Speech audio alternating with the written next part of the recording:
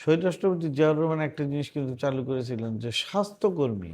আপনি দেখেন যে সব জায়গায় বাংলাদেশের সব ইউনিয়ন ওয়ার্ড পর্যায়ে কিন্তু আপনার স্বাস্থ্যকর্মী আছে। তা এই স্বাস্থ্যকর্মীরা কি এই যে মানে ইসের সাথে যুক্ত না আপনার?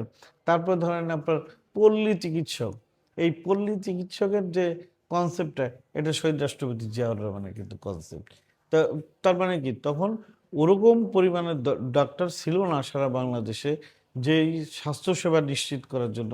তখন উনি কি সিস্টেম চালু করলেন যে অল্প ট্রেনিংয়ে, অল্প সময়ের তো ট্রেনিং নিয়ে বেসিক মানে স্বাস্থ্যসেবা দেওয়ার জন্য উনি কী করলেন, পল্লী চিকিৎসকদের ট্রেনিংয়ের ব্যবস্থা করলেন। ট্রেনিং দিয়ে কী করলেন, গ্রামে গ্রামে মনে করেন আপনার ট্রেনিংয়ে পাঠিয়ে দিলেন। এখন দেখেন এই যে পল্লী চিকিৎসকরা যে চিকিৎসা ব্যবস্থা কিন্তু আমূল পরিবর্তন নিয়ে এসছেন।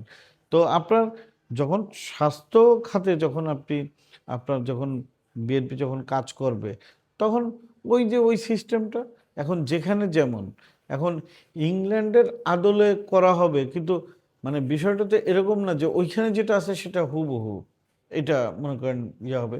তবে প্রক্রিয়াটা যখন আপনি যখন একটা এরিয়া বেস যত আছে, আপনি যদি পুরাটা একটা ডাটার ভিতরে যখন নিয়ে আসবেন, তখন আপনি ওই যে ওইখানে কতজন ডাক্তার আছে, কতজন ডাক্তার নার্স আছে, কতজন আপনার স্বাস্থ্যকর্মী আছে, সবাইকে যখন আপনি কম্বাইন্ড একটা জায়গায় যখন নিয়ে আসবেন, তখন তো আপনার ওই স্টাইলটাই তো একই রকম মনে করেন হয়ে যাবে। বিষয়টা হচ্ছে যে কি আপনার সদিচ্ছা।